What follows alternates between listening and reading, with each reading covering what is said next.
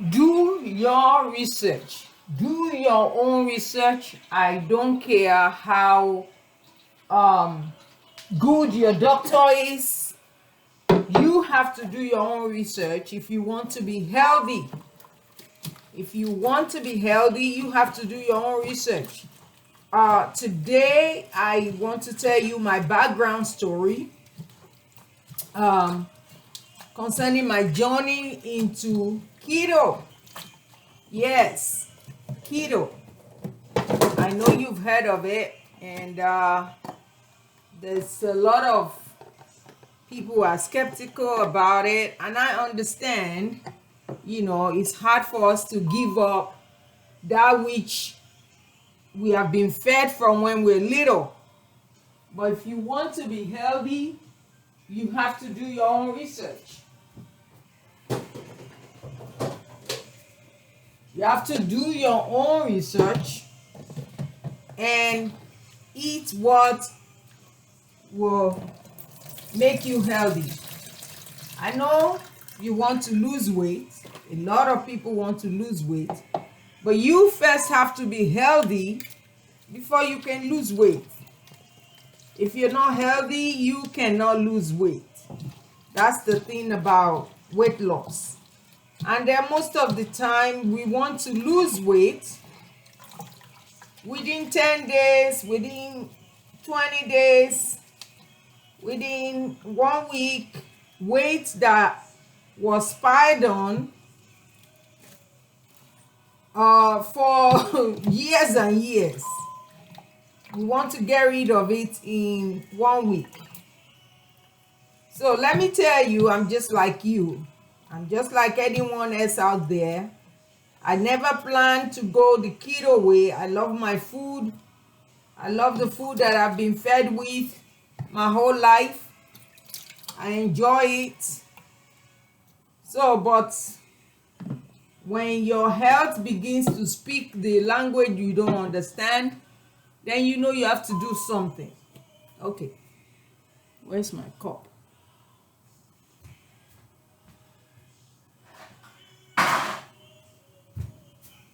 You have to do something because now your body is speaking a different language, than what you know.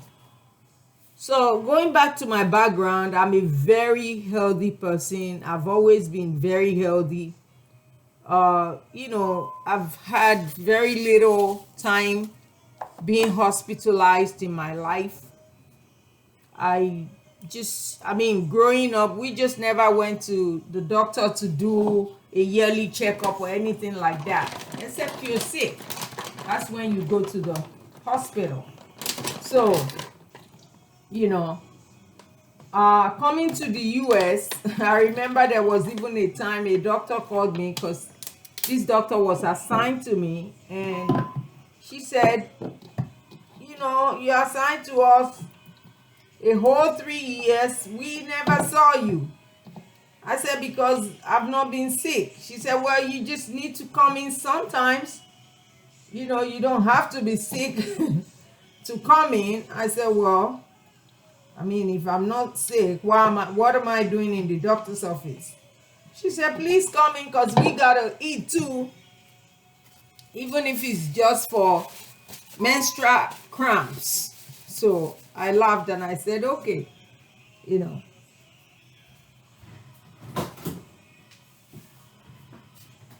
So then I went in and, she tried to do something. But that's just to tell you that I was a very healthy person.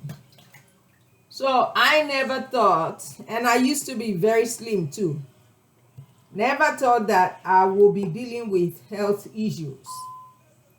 But I'm somebody that I think a lot, I think deeply beyond what I'm experiencing. So this health challenge, made me to think about, the feeding process.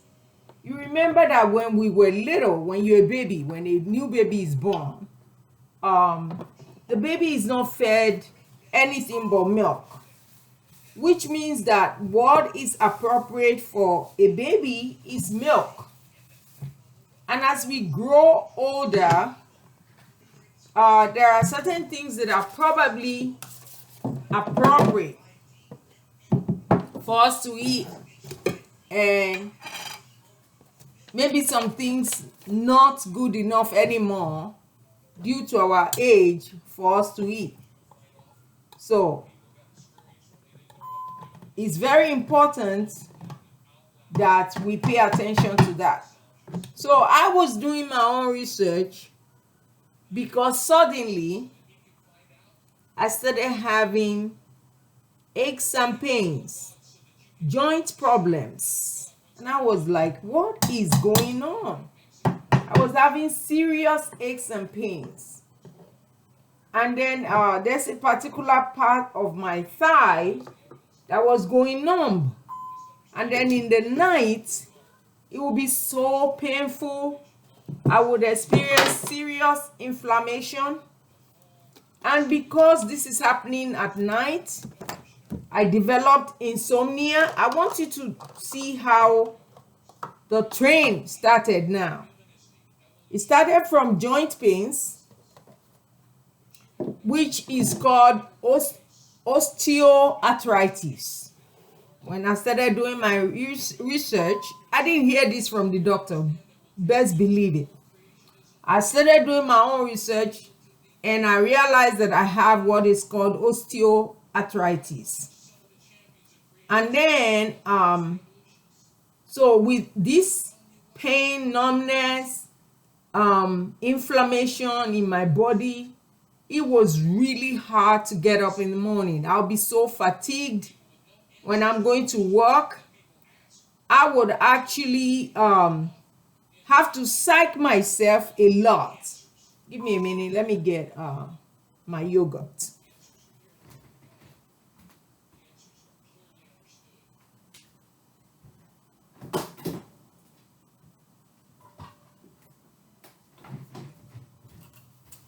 So I need an ounce of yogurt in this one. So I'll wake up so fatigued. In the morning, I'll have to psych myself to go to work. Imagine that. Imagine having to psych yourself to get up in order to go take your shower and get ready to go to work. So it was a struggle. And it was this particular day, I had not slept at all, not even 1 second through the night. So the insomnia was getting so bad that I did not sleep at all.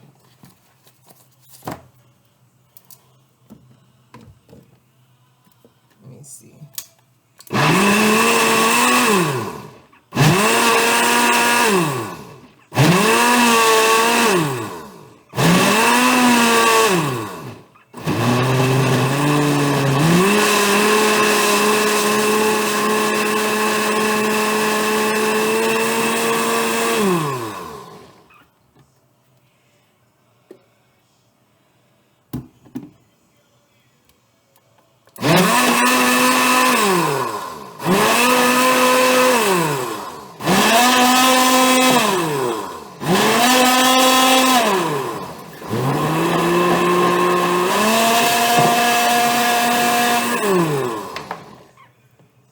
So when I woke up, well, I didn't wake up because I was awake all night. It was really, really bad. And my body was just so hot. It was as if I was running temperature. And so I knew something was wrong. So when I got to work, I went straight to the clinic.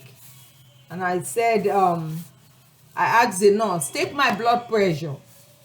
Mind you, I've never had blood pressure problem. I've always lived healthy. And my blood pressure was 172 over 1, maybe 130 something or 140 something. And the no, sorry, 182. So the nurse started shouting that you need to go to the emergency. I'm going to call an ambulance, blah, blah, blah. And I said, don't call an ambulance because they waste your time. You go to to the place and you're there for the next 6 hours. I said, I'm going to go do something. He said, there's nothing you can do. You need to be on blood pressure medicine. I said, no, I'm not. I'm not doing that. So, but anyway, cut a long story short. So I developed also high blood pressure. My appointment with my doctor for my doctor's visit was next day. So I decided to wait out the blood pressure thing because she was really emphatic about me going to the emergency because she felt that I was close to a stroke, a heart attack, whatever. So I said, no, don't worry, I'll just go to my room, put my head on my desk and just not do anything and just pray. And just pray for it to go down. So she said, okay, I'll test you 2 more times today. I'll take your blood pressure 2 more times today.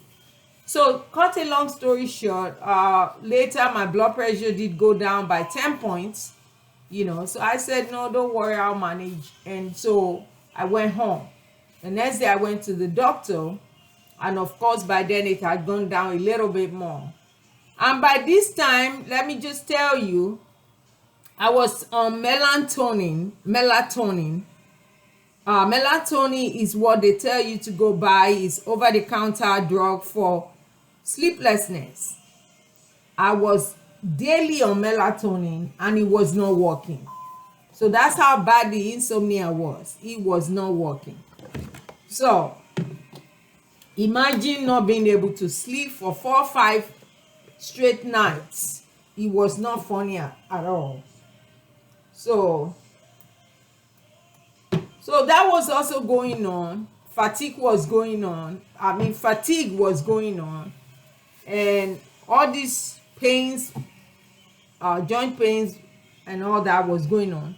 So I started, continue to do my research, and I realized that everything comes back to the food that we eat. Everything comes back to the food that we eat. Every problem that we have is as a result of the food we eat. So while doing my research, I started researching, why do I have inflammation? Why do I have joint problems? Why do I have arthritis? Why do I have...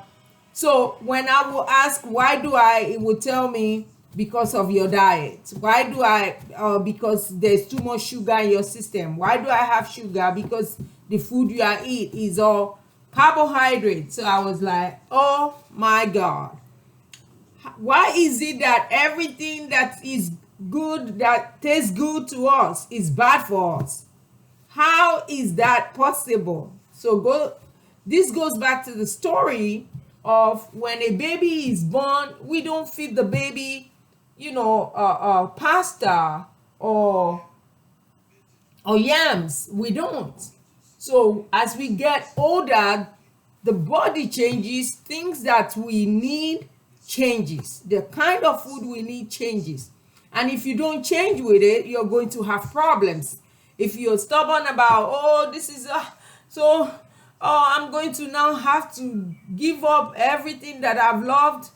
Oh, well, yes, because this is what the body demands now. So with me, I'm Nigerian. And so the carb thing is not only exclusive to us. As a matter of fact, the whole world major food is carb.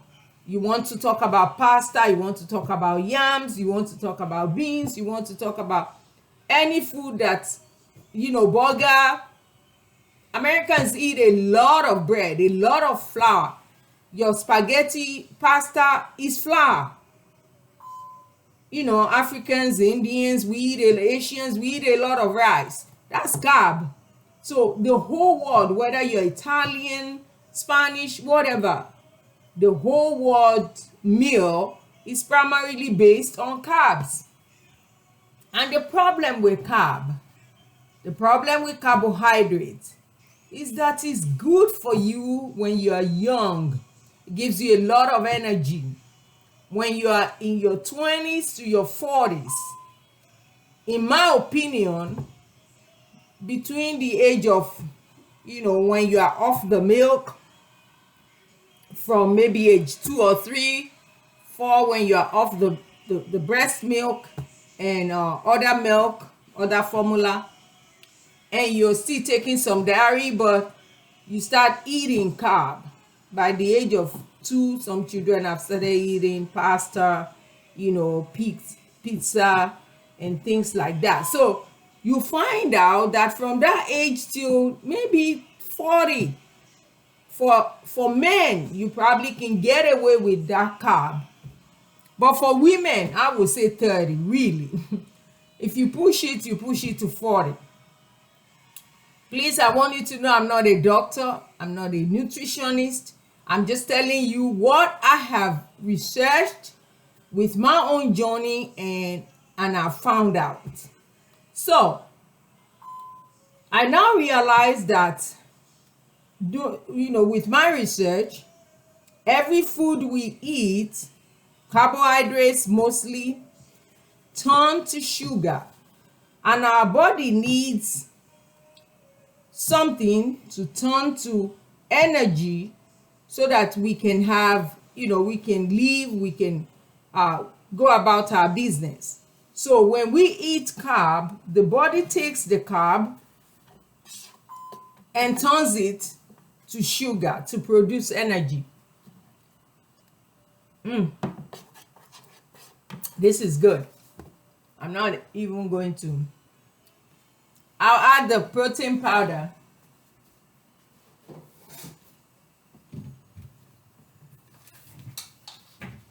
But I really do not add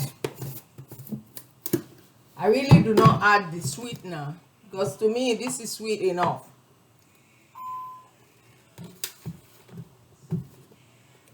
So sorry about that. So the body turns carbohydrates into energy. Then we started hearing this alternative about keto, which is really turning fat into energy instead of sugar, because the sugar does a lot of damage. So while we're eating carb, let me just go back to this. While we're eating carb, protein, and all the things we eat, mostly the whole world eat mostly carb. While we're doing that, the body is busy storing fat, because as long as there is carb, the body is going to convert the carb to energy and store the fat, which is why all of us start gaining weight. Oh, I forgot. Part of my problem was weight gain. And I gained weight after COVID.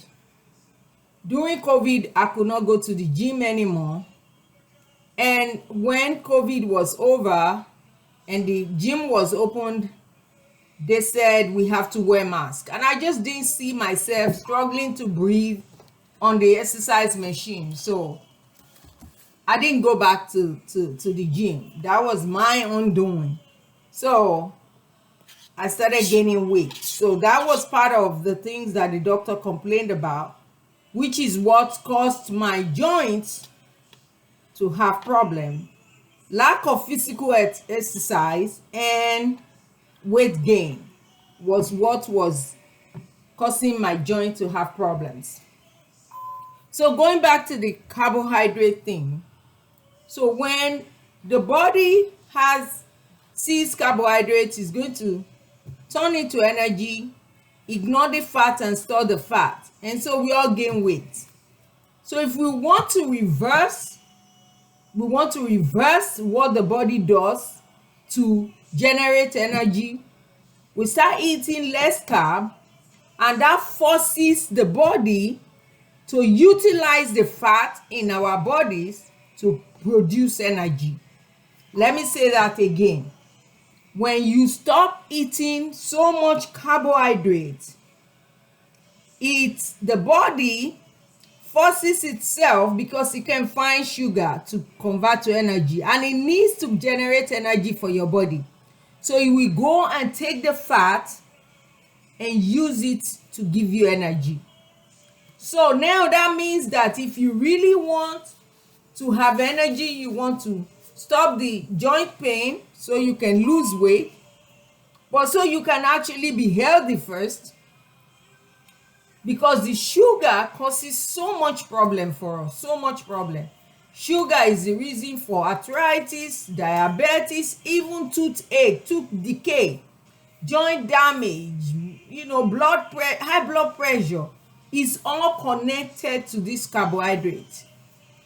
And for us as Nigerians, you eat eba, iyan, iṣu, rice, amala, all these our beautiful food, fufu, the popular one that everyone knows, jollof rice, fried rice. We eat a lot of rice. These are all carbs. You cannot even believe beans. They've always told us that beans is proteinous. Do you know beans contains 8 grams of carbohydrate and only 2.6 grams of protein? Beans contain 8 grams of carbohydrate and only 2.6 grams of protein. So we have to shift our body. We have to shift our appetite. We have to shift our taste bud. We have to shift so that our body can get into ketosis. This is where the word keto diet came from. At first I was like, when you don't have problems, you dismiss everything. But when you start having health problems that you never had and you never thought you will have in your life, then you have to make changes. If you don't make changes, then you keep taking drugs that will cause more problems, because all that the doctor will give you is drugs. And that's why I said at the beginning that you have to do your own research. You have to do your own research. I don't care how good your doctor is. If some doctors are very good now. They're talking about nutrition. They're educating people about nutrition. They're telling people that nutrition is the way to go, because some of them had health challenges themselves, which made them to do research. So if the doctor can do their own research, we do our own research. The doctors say that in medical school, nutrition is like a few hours course.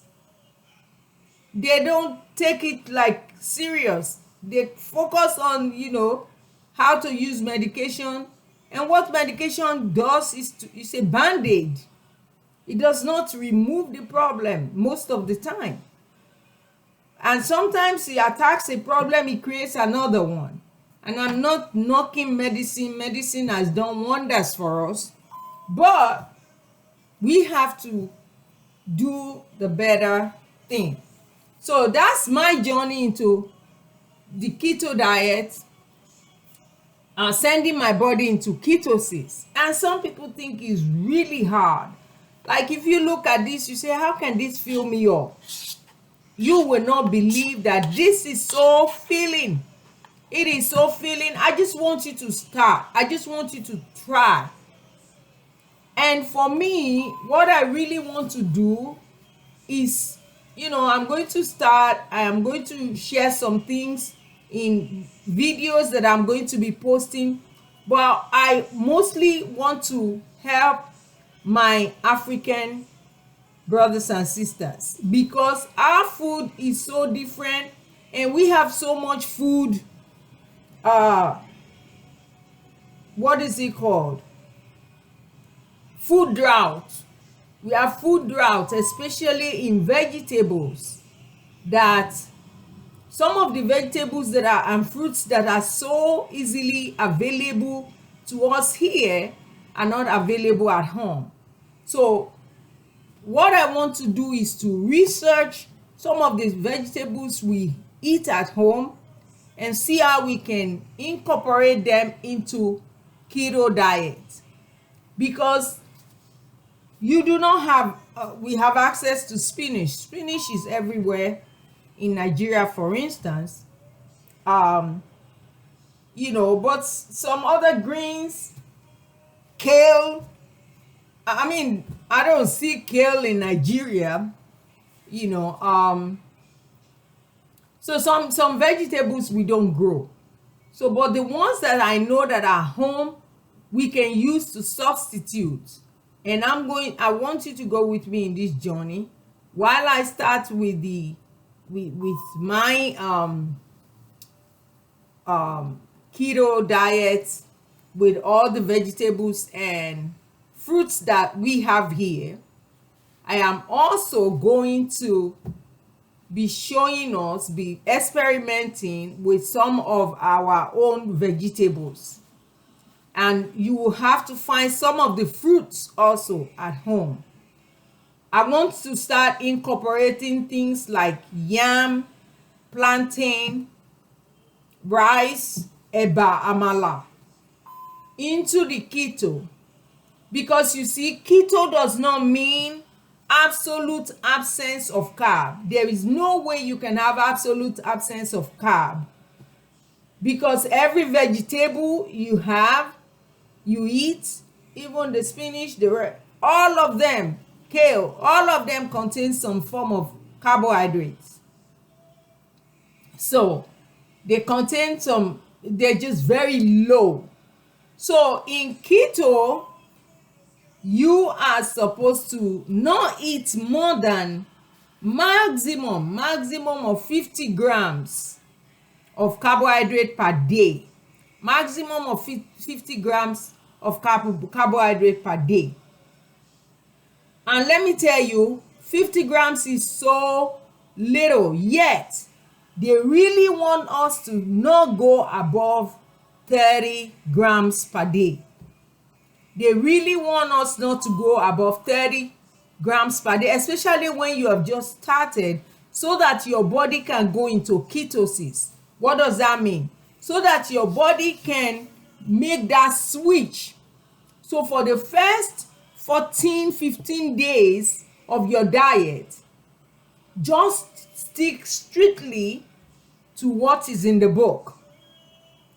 And then if you want to now introduce, because I realize the reason I want to do this, and I'm committed to this research, I realized that, after 15 days, I've done it for 25 days now, you start craving, no matter who you are, you start craving that food that was fed to you when you were little.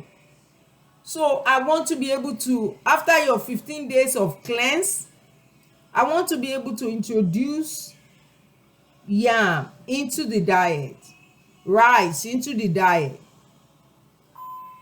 They say beans is the worst food. Imagine, beans is the worst food to eat in keto. So if you start cheating and you after your 14 days of cleanse, you start cheating and you start eating, you go back to your diet, the body will fall out of ketosis and we go back to using carbohydrate to produce energy for you. You don't want to do that. You don't want to do that, because then you're sending your body different signals. You're confusing the body, you're confusing your brain. You're not consistent. So that's why I want to introduce, because if you are entitled to 30 grams of carbohydrate per day, and 30 grams is one slice of bread, so I want to start introducing the equivalent of one slice of bread into food. So being that I'm on my 25th day journey now, I have introduced twice yam into the food. But I put one slice of yam, just one thin slice like this of yam and I cut it and I boiled it for a little while, and then I made it into my, you know, into a meal with vegetables and butter and eggs, and I baked it in the oven. It was the most delicious, the most delicious. So on this journey, I'm going to also be documenting things that I create. It was the most, I'm telling you, the most delicious meal that I had, and it was so filling, so filling. I have lost weight, a little bit of weight, because I'm still not exercising. If I was exercising by now, I would have lost so much weight. But I'm still not uh, exercising because I am in an academic program that is just so time consuming. I just don't have the time to go to the gym. I'm hoping that I can bring the gym to my house. Hopefully I can buy the it's just actually, I'm thinking of the space, but anyway, where to put my stuff so I can at least 30 minutes of workout every day. I will be completely ripped. So, but I've been doing little exercises at home, but I'm lazy with it. I'm the kind of person that likes to get on a machine. So, having said all that, I really want to encourage you. You want your blood pressure down. You want to get rid of that blood pressure medication. You want to get rid of your diabetic medication. You want to get rid of, aches and pains. You want to get rid of your, whatever ache, osteoarthritis. You want to get rid of constipation. You want to get rid of fat in your belly, everywhere. You want to get on this keto diet. And I started with the JJ Smith keto cleanse. So did it work for me? You're going to see it in another video. This is the foundational video, by the way. So also, which is why I'm just giving you a background into this journey. And then also, the reason I picked up JJ Smith, because there's a lot of diet programs out there, a lot of fat. Well, yeah, as an aside, let me say this: don't deceive yourself that you can take some pills and lose weight. It doesn't happen. It's just going to cause problems for you. Even if you lose weight, you're going to gain it back. Pills don't help. You got to do the work. All right? So the reason that I decided to follow JJ Smith's cleanse, keto cleanse, is because some years back, like 4 years ago or so, no, this should be 5, is it 5 or 6 now, years ago, I gained weight and I wanted to lose weight. That's another story. I was always the one that everybody thought would never gain weight. But let me tell you, your body changes from the age of 40. But anyway, so I did JJ Smith's 10-day green smoothie cleanse. It worked. It worked. It worked. She promised that you will lose 10 pounds. I lost 8 pounds because I was not supposed to be snacking at night, but I snacked a lot at night. I'm the kind of person that don't really care about breakfast or lunch. I can skip both. But if I don't eat dinner, Lord have mercy, I can't sleep if I don't eat dinner. So then after dinner, because I've starved my body for like throughout the day, I'll start snacking. So because I snacked in the night on a lot of nuts, I lost only 8 pounds. So I know that her program works. But did the keto cleanse work for me? We're going to see that in other videos. Okay, so also there's something that I want to say. For those of us that are really scared about this keto diet, especially my African people, don't be scared. I always say something: if I can do it, you can do it. Like you, I was scared. Like you, I was like, I'm going to give up all the good food that I love. But you find out that it's not really that.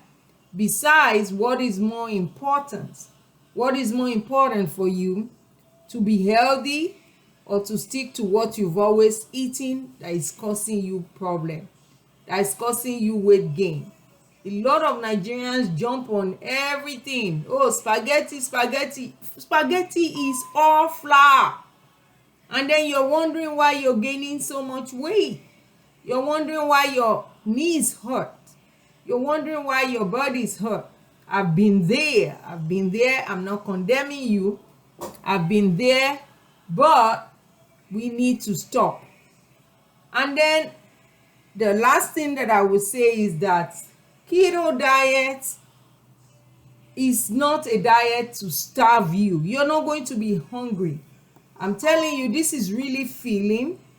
But when you start and you eat it, if you're still hungry, you have opportunity to eat any vegetable. Eat some lettuce, eat some cucumber, eat some nuts, eat your almond, eat your walnuts, eat your cashew nuts, eat salad if you're hungry. So you don't, it's not that, oh, you have to be strict about just eating this and then you wait for dinner. No, this you actually is actually important that when you eat this at around 4, if you're hungry, eat the same thing again.